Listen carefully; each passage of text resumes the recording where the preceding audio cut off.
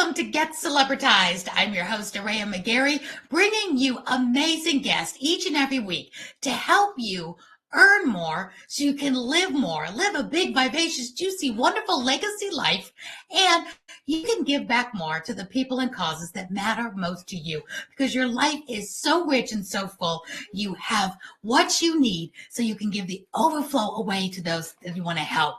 So without any further ado, I'm excited beyond belief right now to introduce you to a gentleman who we might have been separated at birth. He is so on the same page as me. You are going to love this man, Sebastian Rusk. He's a keynote speaker. He's a comedian. He's an author, a digital storyteller, and a podcast launching specialist. You heard that right.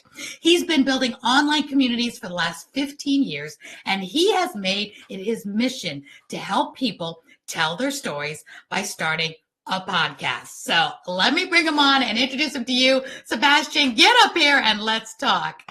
Hey, welcome. What's happening? It's great to be here. Thanks for having me.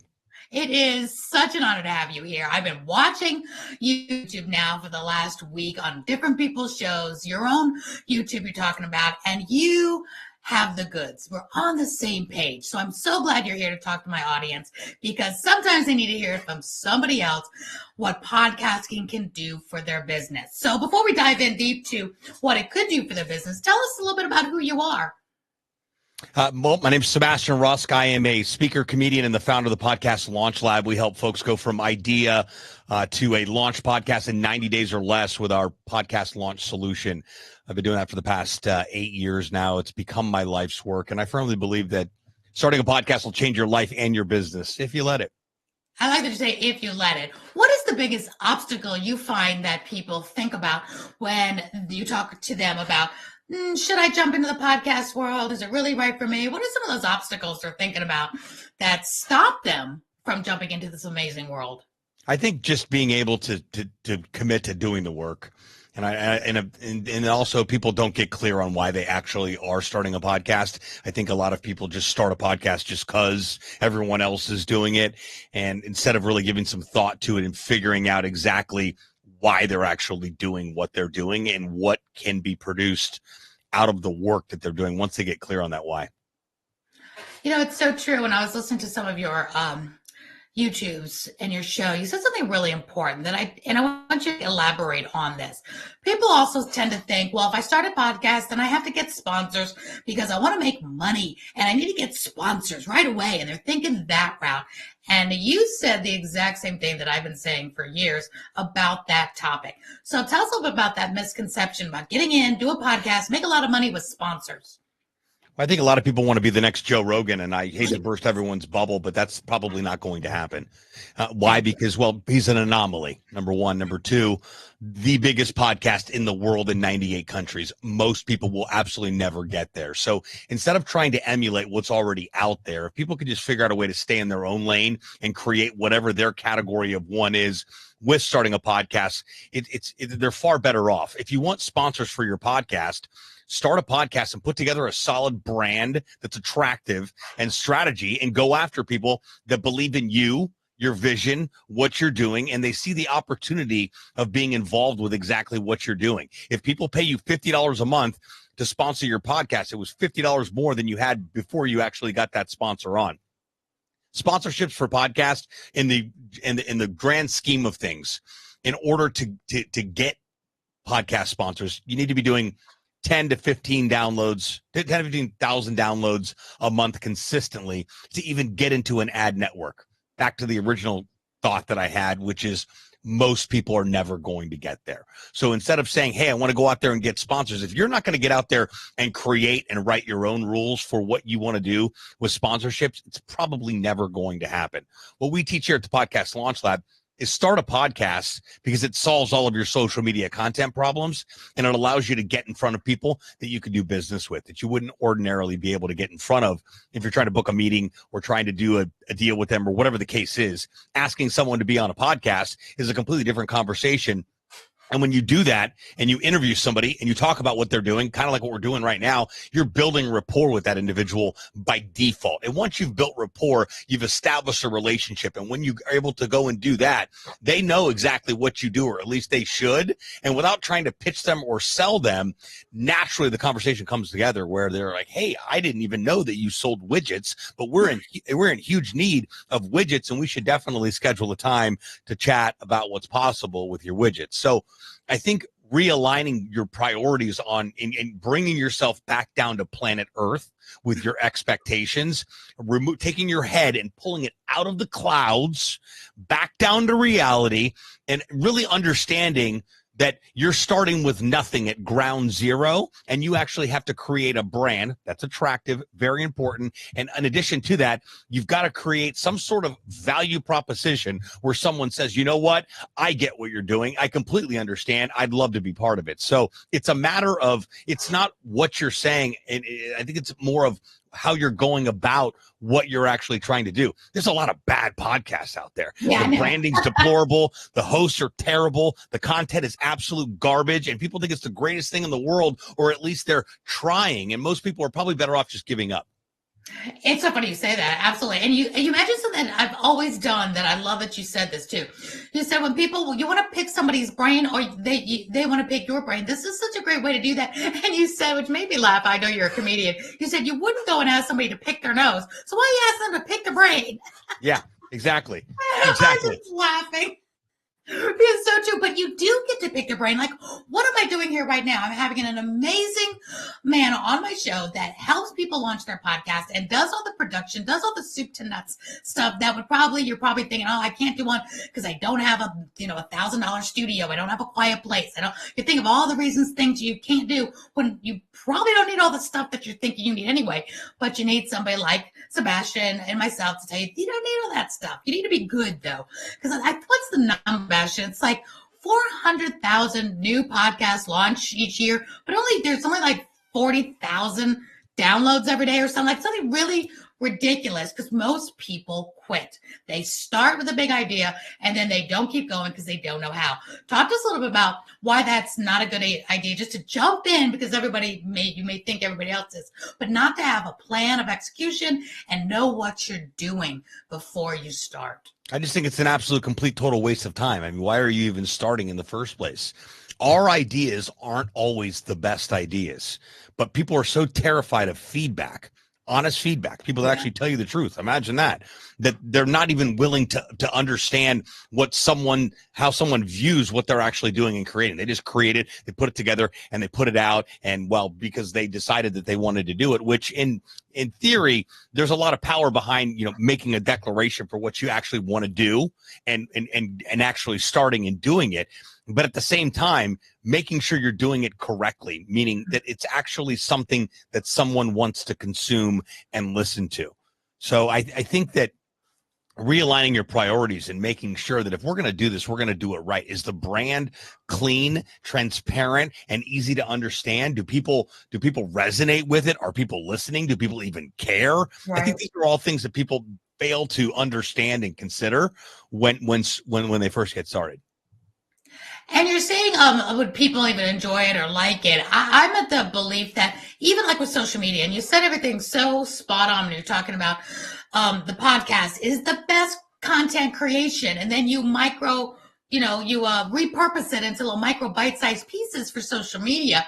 And you don't have to have a large audience. If you have, and tell me what your thoughts are on this. If you have a small niche, you solve a problem that a group of people have specifically, where it's not just, I talk to women in business. Well, what kind of women in business? Older, younger, startups, scaling? That's like a wide audience of, you can niche that down so far.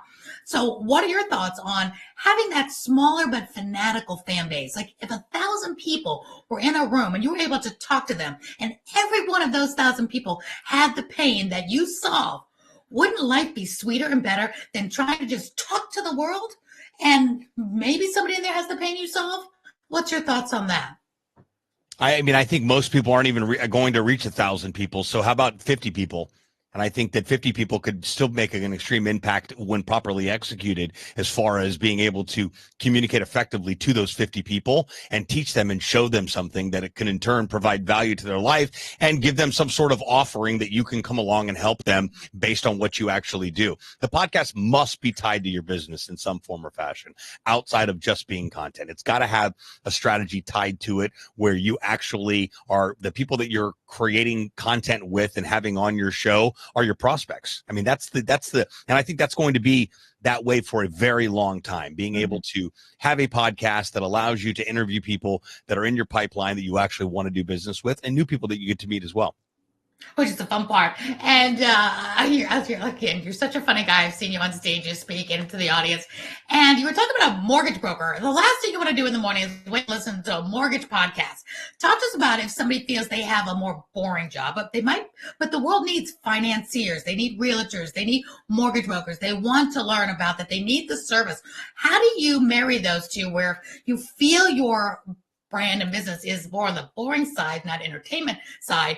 How do you correlate that into having a podcast?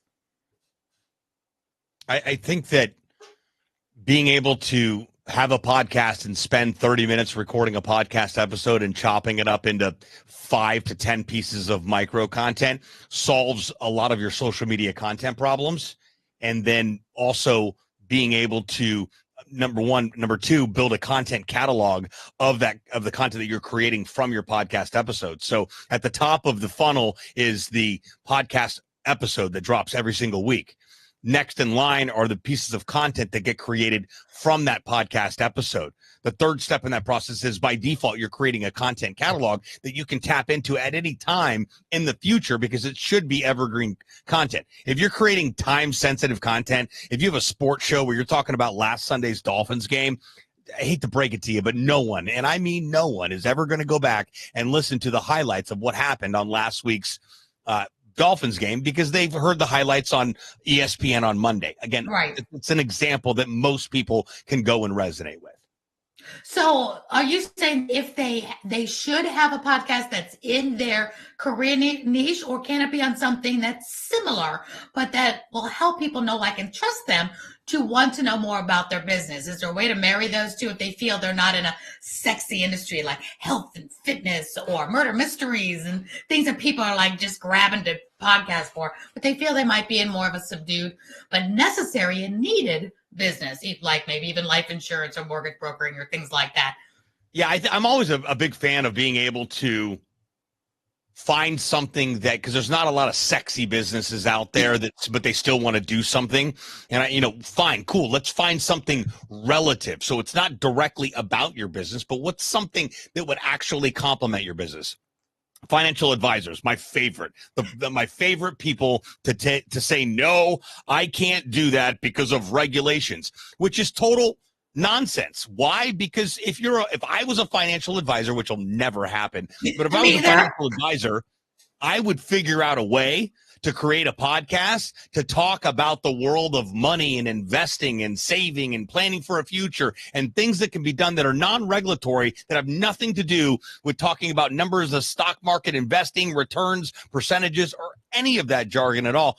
Or I would just start a podcast about bass fishing and talk about my bass fishing hobby and how much I absolutely love it, because I'm going to attract people that also love bass fishing, and they're going to resonate with my content. And by default, because they're in my fan base and they're a listener of my show, they already know what I do. Sebastian, great financial advisor down in Miami, got a fantastic show about bass fishing. In fact, I love the show so much, I've decided to schedule a call with him and see if he can help me out with my finances, completely sole and separate. Who would have thought you could find your new financial guy based on a bass fishing podcast? Does that make sense?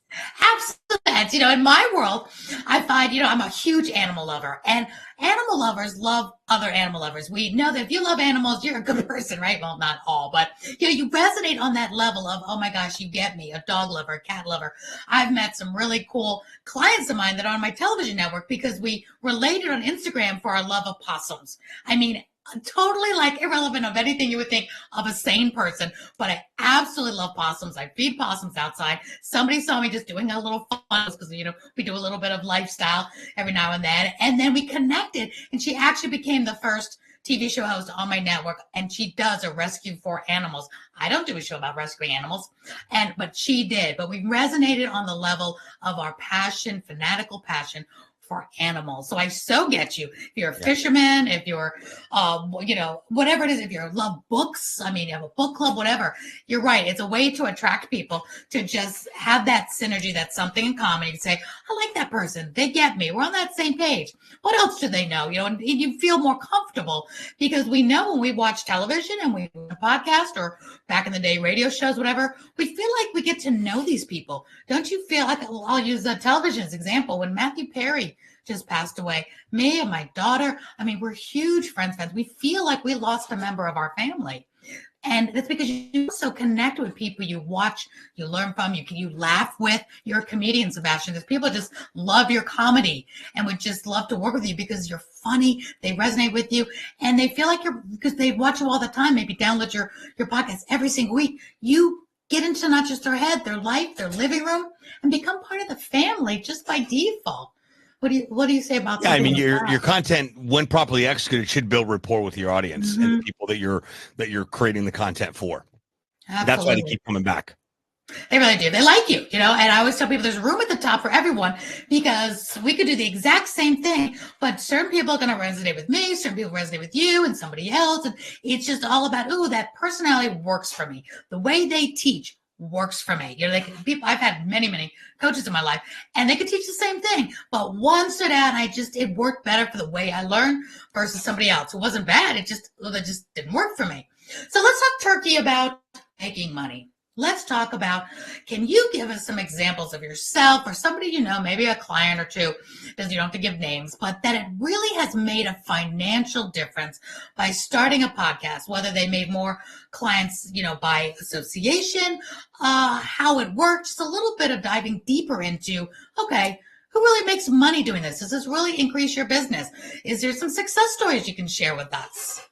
Well, like I talked about earlier, being able to have a podcast to build new relationships with people that you want to do business with is probably the most undefeated and underrated strategy out there. So that's the best way to make money with a podcast, is to be able to, you can also monetize it through brand deals and sponsorships that you create. People are not going to come knocking on your door and say, hey, I'd love to sponsor your show. Here's a check. That's not going to happen. You've got to go out there and create that, hunt that down and identify the right people. But the best way to monetize a podcast and make money with it is to be able to interview people you can do business with. Absolutely. Do you have any great examples or story to tell on that? Because I know you're a great storyteller. I mean, that's what we teach here. When people come to us and say, hey, we want to start a podcast, how do we make money with it? We put together a strategy that helps them interview people they can do business with and also create content above and beyond the podcast that allows them to remain in the newsfeed consistently and stay top of mind, which then also converts to new business. So that's probably the most effective story. And I do the same thing with my show as well. I try to identify as many people as possible that don't have a podcast up to really great things, get them on the show. And that's as well as being able to, the people that I meet at the speaking opportunities that I get the opportunity to do, being able to invite those people that I know are a potential client on the show and interview them and then ask them when they're starting a podcast has been extremely effective as far as a strategy of networking with my podcast and also monetizing it. For sure. And tell us a little bit about your podcast. What's the name of your show? And what's one of the best memories you have from bringing somebody on your show that turned into something fantastic? So I've got two shows, which I don't recommend doing. Do not start two podcasts whatsoever. I'm a rare breed. But my main podcast is called Beyond the Story, and that's my tool to be able to network with people and tell their story and build rapport with them and identify whether or not they're a fit to be an agency client. And then my other one's called Podcast Suck, a podcast about starting and growing a podcast. So I feel like it's my responsibility to share my expertise, and I do that through means of this new podcast that we launched a couple months back that's doing very, very well.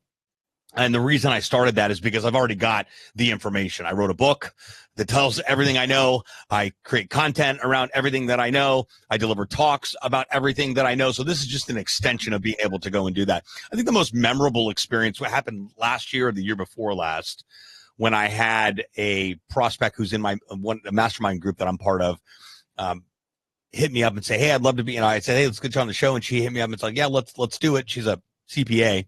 And we get done with that. I'm like, you should really start a podcast. She was like, I know we're a few months out. It's like, we're probably getting to do that in, Q4 or blah, blah, blah, whatever it was. And I got her, we got done with the interview, and then she's like, you know what? Let's do it. Send me everything. Let's get signed up. And I'm like, okay, fantastic. Do you want to know how much it is? And she's like, sure. Tell me how much is it. And she didn't really care. And it was that point in time that I realized that has become my niche. It's that people just absolutely do not care how much it is. They just want to work with me.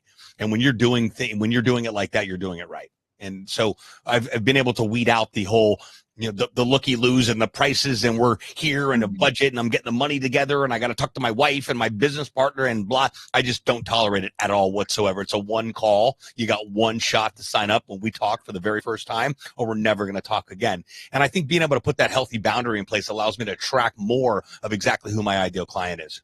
But that happened through that podcast interview.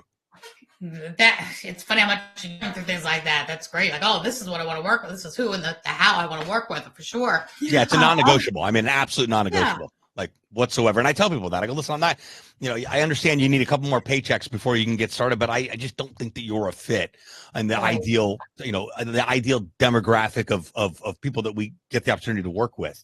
So, but I will give you a copy of my book. I'll send you to my YouTube channel and keep me posted on your progress. And if you do everything I tell you to do in the book, you'll be able to start a podcast, on your own. So it's one or the other. They're either hiring us to get them launched, or I've got free resources everywhere available, as I have for the past 10 years. That is part of my responsibility of knowing more than most people know about the world of podcasting. Everybody should have that sense of confidence wherever you land.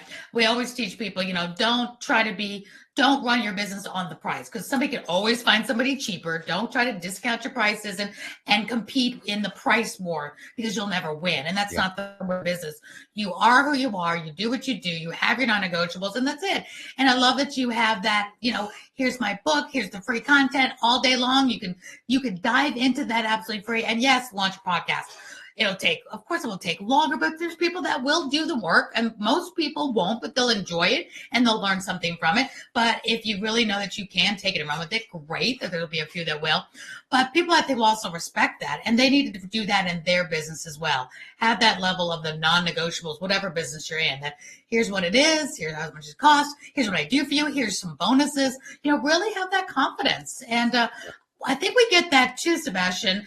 As a TV show host, TV podcaster, things like that, we really get this confidence of, you can get a whole lot of us for free. You can go to our channels and you can just dive in. But when you want to work with us, in person, via Zoom, whatever, there's a cost. It's our time. We're worth it. Here you go. And those who will, it's that yes. And they're not worried about, well, let me wait and let me get a discount, or, what's you're going to do a special for Black Friday. It's okay. Yeah, no specials, no discounts. My mother calls, she pays the same price. That's just the way. And I want to touch on this, because there's a lot of confusion happening in the world of podcasting. A podcast, by definition, is an audio file uploaded to the internet to be consumed auditorily. That means we listen to it. So that's the true definition of a podcast. The word was derived from an iPod way back when. I'm dating myself. To be cast on an iPod. That's where the word actually. So the onset of the past couple of years, and Spotify has really started to try to amplify the term video podcast, which that doesn't even exist, and it's extremely redundant and an oxymoron. It 100% is, because the idea of it's one or the other. If you have a podcast that you're recording a video of the podcast and you're putting that on YouTube, you've got a YouTube video show, not a podcast.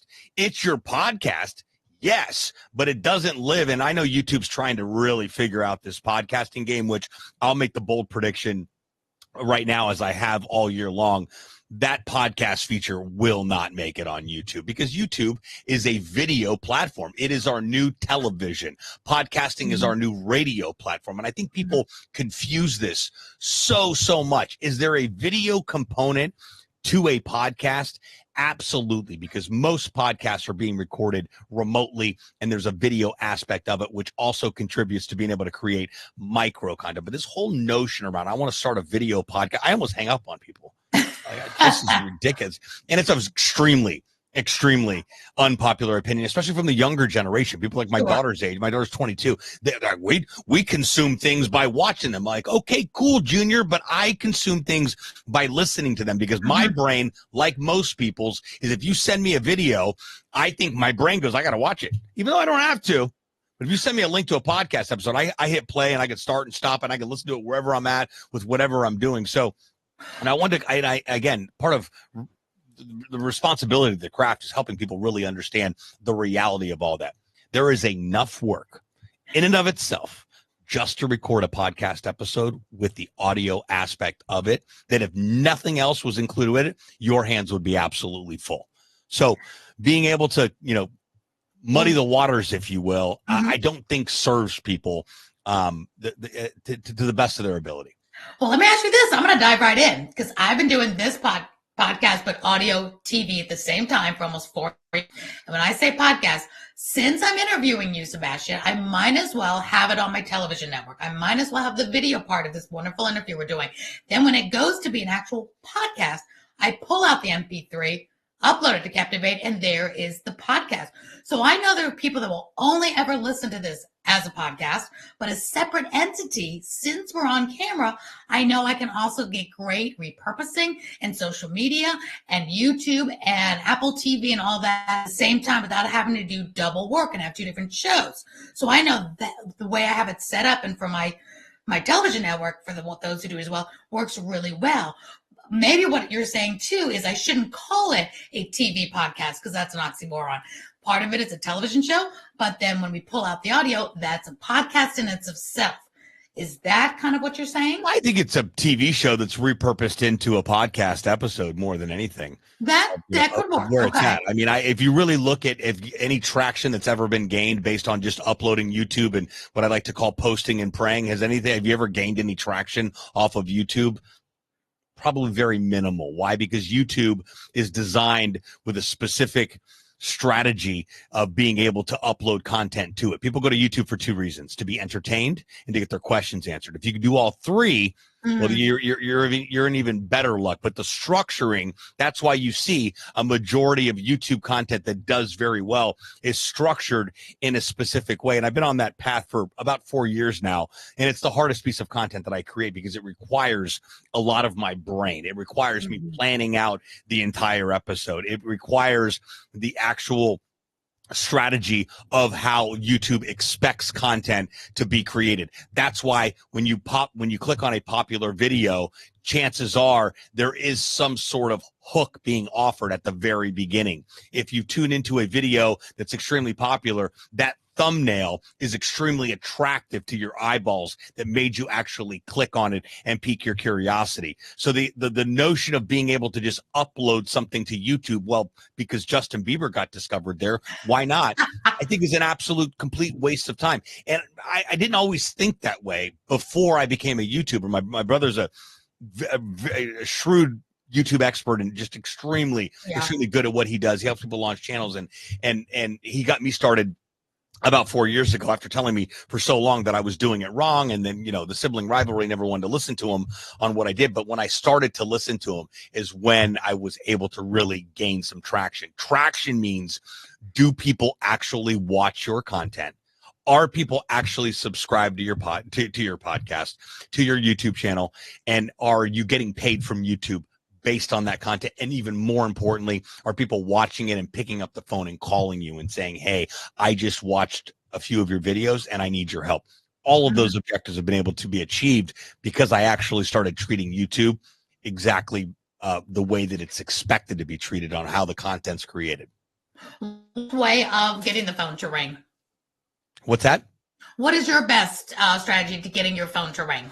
Showing up every day and making sure that you're posting valuable content that people actually need to hear, and making sure that you're in every place that people are actually active in. I'm very active on LinkedIn, very active on YouTube. I'm active on Facebook because it's kind of the backyard barbecue. Instagram still up for debate on whether or not, even though I did have a lead last week from Instagram. So but it wasn't my content. I did an interview during Art Basel down here last week for another brand that has a creative studio here, and they created a reel and invited me to be a contributor on Instagram. So it by default went to my feed. So someone found me through there, but I spend a majority of my time on YouTube and on LinkedIn because it's where people are actually consuming content. It's where people see the content and message you and go, can we schedule a time to chat about starting a podcast? And that's all that I care about. What do you do on LinkedIn that makes it worth it? Because I know a lot of people just post and post and post and hope that somebody will comment and reply.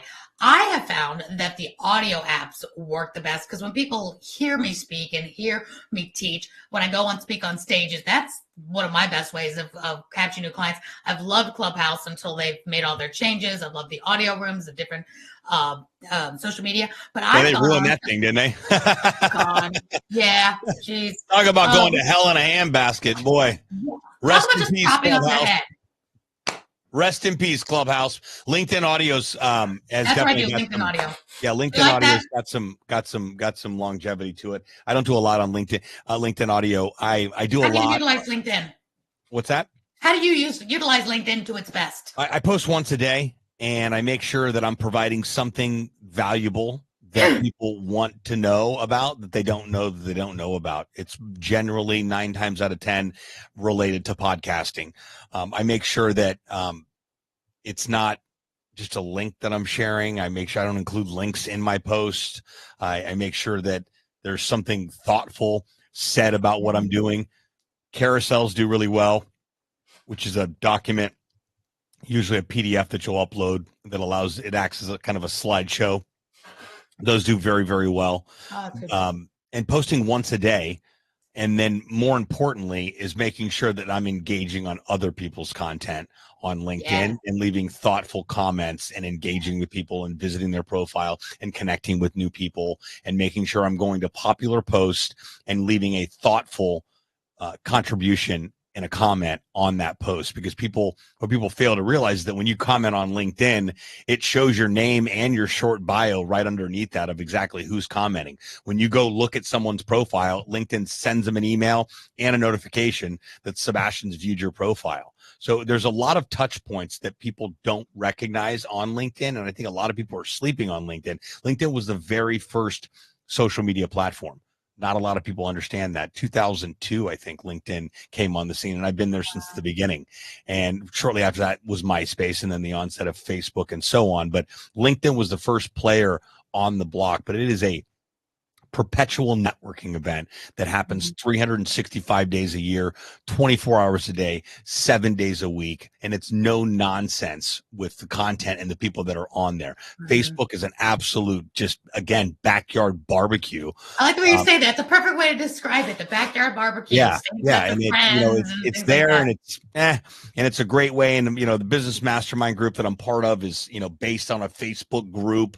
So there's a lot of components there that are valuable, but LinkedIn is a place where people are there to do business, and you can build new connections, relationships, and literally find anybody that you want to do business with. And every time I travel a lot, and anytime I'm in a new city, I go to LinkedIn and I type, who are my first connections in that city that I'm at, and is there an opportunity to connect with those people and grab a coffee? That's a brilliant idea, Sebastian. That's just brilliant. As you travel, go to LinkedIn and see bikes. That's so smart.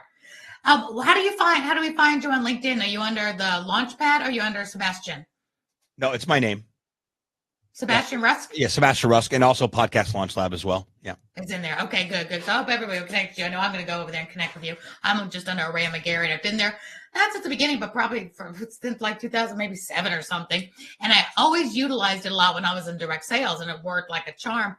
Then it kind of took a sidestep to some other social networks that came, but I've been coming back to it now because the birth of what we've been doing so successfully with Clubhouse these last 3 years has been such a game changer. When you can talk on this app, I have made lifelong friends.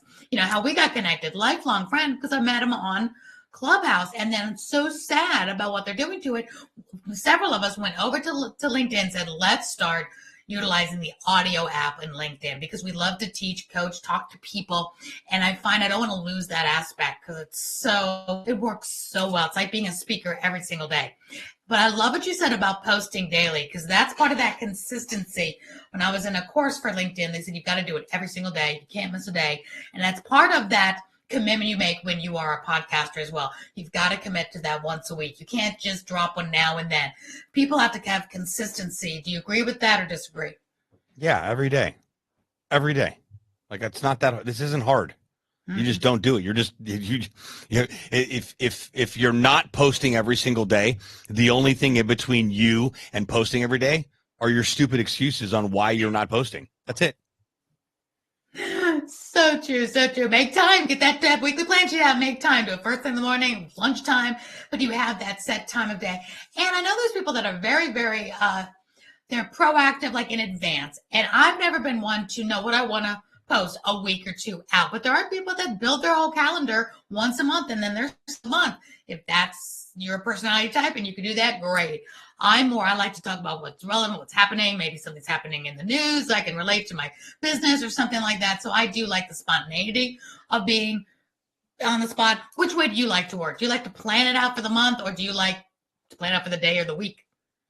Yeah, no, I never plan anything. I mean, what we do plan out is being able to make sure I've got an entire catalog of content available, that in the event I don't have something that I can put together that specific day, I still have something to go and post. So that's always a good backup of being able to do it. Old posts are a great way to do it. Going back a year, 6 months, a year, 2 years to content that I posted. I mean, you could even do it content you posted a month ago. Those people you're still reaching new people with the content. Usually for LinkedIn, I try to, I usually keep my content about 90% all podcast stuff. And then, I mix in a little bit of life, with all of that, or just experience and stories from all of that. But a majority of it is geared towards podcasting. I've got a lifetime of content, available based on what we've created over the past 10 years. Sure. What is your favorite hobby? My favorite hobby is very good tequila and sports. What's your favorite sport? Probably football, and then basketball would be next. I'm a diehard Chicago Cubs fan. So, and I've been, over the past 4 or 5 years, started to get into soccer a little bit. I didn't understand it, so I watch a little English Premier League, only because it comes on at 7:30 in the morning on Sundays, and it entertains me until football starts at 1 o'clock. So and who's your favorite football team?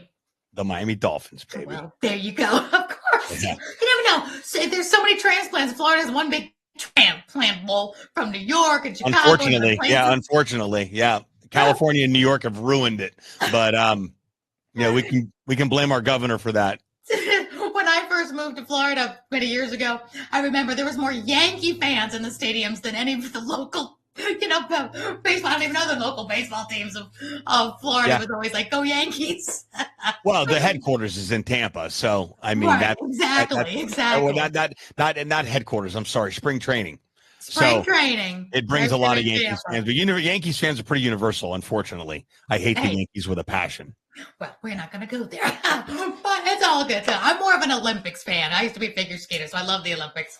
Love the stories. Like you love stories. I love the stories behind it. Yeah, my mom loves the Olympics. She the opening ceremony. I'm not an Olympics person. Yeah, I always want to get excited because I'm a sports fan, and I just come up empty every time that opening ceremony starts, and I'm like, wow, this is neat. About 5 minutes of that, I was like, okay. Next. Done. Is a new episode of 90 Day Fiancé out yet? Yeah. Well, that's why there's so much versatility in this world. Well, let me ask you this as we close up and give you final thoughts. What is the future that you foresee for podcasting and for Sebastian Rusk? I think the future of podcasting is it's here to stay. I don't think that robots are going to replace human interaction and relationships and relationship building and content creation. I think that, at the onset of AI and all the talk around it, these are tools and resources available to come in and start doing things better than we've already been doing them, and to make life easier, as technology has over the past 2 decades. Yeah. What's next for me is continue to evolve into the best version of myself and impact as many people as I possibly can, and helping them better understand the power of being able to step into a completely different version of themselves because they decided to start a podcast, because they started to start their thing, whatever that may be. I've got a unique gift for being able to empower people, and I want to be able to continue to double down on that and leverage it as much as possible.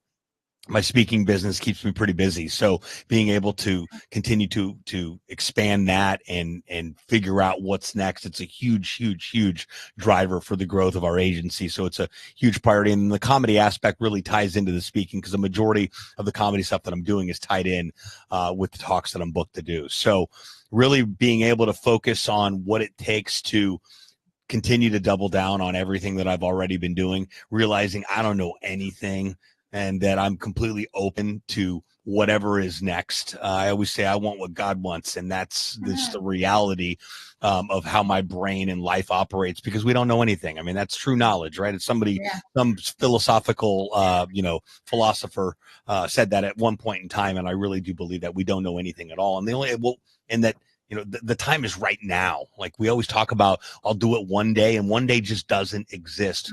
One of my favorite quotes is from Martin Luther Sr. And the quote is, "How soon not now becomes never."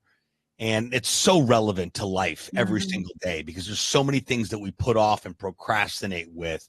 But when we actually commit to saying, I'm going to do this because I said that I was going to do it, and then we actually go and do it, that's where the results actually happen. I think people fail to realize that action creates momentum, momentum creates results, and results are exactly what we thrive for and what we live for. Because when we get that result, where our brain goes, wow, that was awesome, let's go do it again. And I think if people can just tune into that. If you hate your job, quit. If you're miserable with your spouse, leave them. Life is way too short to sit in a monotonous type of environment, whether it's work and personal or whatever it may be.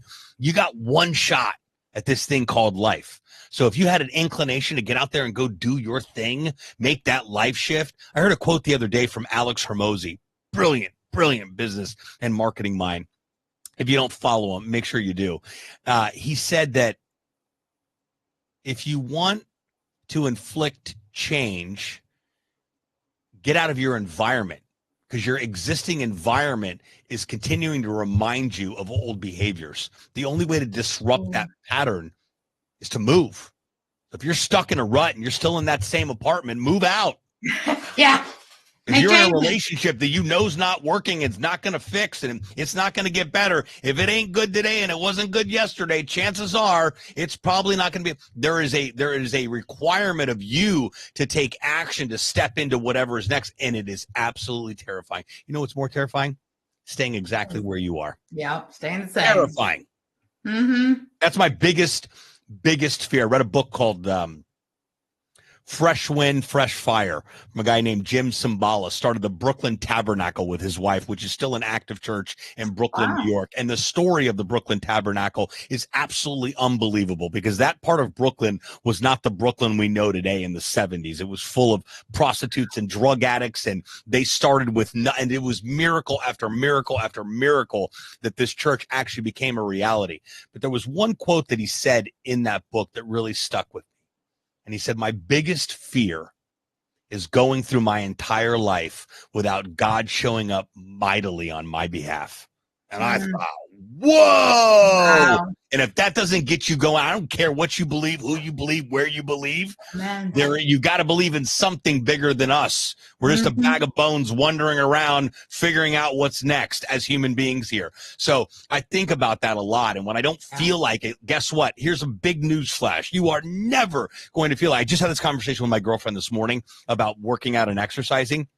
And I'm like, she does not like exercising whatsoever. And I said, neither do I. No one does. And I'm at the gym and I'm sweating and I'm in just the thick of hell. I'm in the depths, the seventh chamber of hell on the treadmill. And I called her and I said, hey, get up, go for a walk. Just get outside. It's a beautiful day here in Miami. 30 minutes. You'll be glad that you did. I know it's my day off. I'm in my warm bed. I understand that. And let me guess, you don't feel like it. You are never going to feel like it. But I guarantee you, when you get done with that workout, you're going to tell yourself, I feel incredible. And that is an undefeated Did it result work? that I received. Yeah, she did. She just texted me that she went for a 30-minute walk. And I had a phenomenal workout, and I'm kicking, screaming expletives all the way to the gym on the treadmill, just mad at the gym. And then I just did it because we've got a decision. Stay where we are, remain complacent, keep doing what we're doing, or decide to step into a different version of ourselves, realizing that there's something there for us when we make that conscious decision to step into a completely different version of ourselves. And it's uncomfortable, and it's full of fear and pain, and so is life, and so is staying in the same place you are. It goes back to, the definition of insanity. What you're doing, expect different results, and got to make those changes. And it reminds me of Mel Robbins too, that talks about that 5-second rule and don't hit the snooze button, and you got to just very effective. Yeah. Very. That's a great book. If you haven't read the 5-second rule, Mel Robbins, amazing. Definitely do that. Fantastic book. Really is. On that same mindset. And I'm a big believer too in not going through this life alone, getting that buddy. Like your girlfriend was lucky to have you to say, hey, get up. You're never going to feel like it. The bed's cozy, but we need that life partner, whether it's a best friend or a mother, a sister, a daughter, just somebody that you partner with to say, hey, this is where I want to go. I want to make a change. Well, I mean, I know I've got the impact. We've only been together for like 3 or 4 months, and I know the impact that I've had on her life. That's why she fell in love with me, is the impact that I didn't even know. I didn't do anything. I just showed up. You're you. God delivered me to you. You did whatever you're going and doing, but I know that she's extremely receptive to the things that I have to say and the encouragement that I have to give. And if I don't, it's now my responsibility to be able to say, I know for a fact I can get her into being an active daily exerciser if I encourage her and create opportunities for us to do it together, whatever the case may be on there. And I think that when you're not showing up, knowing that that's available, you're just grossly negligent to being able to provide value for that other person's life and bring joy to your own life. Sebastian, such great words of wisdom. You have been absolutely phenomenal guest. I hope everybody just watches this and rewatches it. And then, yes, we will be uploading this as a podcast. So people that love to listen to it while they're on that treadmill will be able to do that and experience you as well. So I want to put up, if anybody would like to, a very special website where people can connect with you and make that call so they don't stay the same. If you feel like you resonated with Sebastian, give him a call, podcastlaunchlabnow.com. It's right up on the screen, but if you're listening in, it's podcastlaunchlabnow.com. Closing words, Sebastian. If somebody has been thinking about doing podcasts, thinking about making changes, but they're right on the fence, give them that last minute or two of reasons why they should, or maybe somebody who really might be thinking about it that this would not be for them to, because that's just as important to know who should do it and when, and who shouldn't, and there's other things that would work better. I think that if you've had that inclination, somebody's told you, you saw a sign, you had that gut feeling, whatever you want to call it or refer to it as, or whatever your experience has been, to start a podcast. If you've had that inclination, someone's told you, that is reason enough to at least get in there and figure out and sort out some sort of proof of concept to see if you actually like what you're doing, and are you going to enjoy this process of being a podcaster, and then more importantly, what's on the other side of it. I think that we don't consider what is on the other side of the outcome. I think we stay so stuck in complacency and so stuck in the what ifs and the one days that we never actually take action and get into the trenches and figure out. You may love it, you may hate it, but you don't know unless you actually start. The time is right now. Tomorrow's not guaranteed. Yesterday is long gone. We have right now. I love to say that the time is now, because it really, really is. One day is never going to arrive, ever. Nope. One day and someday don't exist. No, someday is not a day of the week. That's correct. Sure. And school is never out for the pro. So even if you think you've got it all together, school is never out for the pro. The people that stop learning, stop living. You have to keep learning. And you said that just a little bit ago on this show about the education and learning and wanting to know more and surrounding yourself with people smarter than you and keep on growing until the day we take our last breath. Sebastian, thank you so much for being on this show. I so appreciate you. You've been amazing. Keep doing what you're doing, and I know you are going to. There is nothing stopping you. And I hope people will chime into you. Podcastlaunchlabnow.com. And such a really friendly guy to have a phone call with. And I will tell it like it is to them. Whether you're a good fit or not, you will know after one phone call.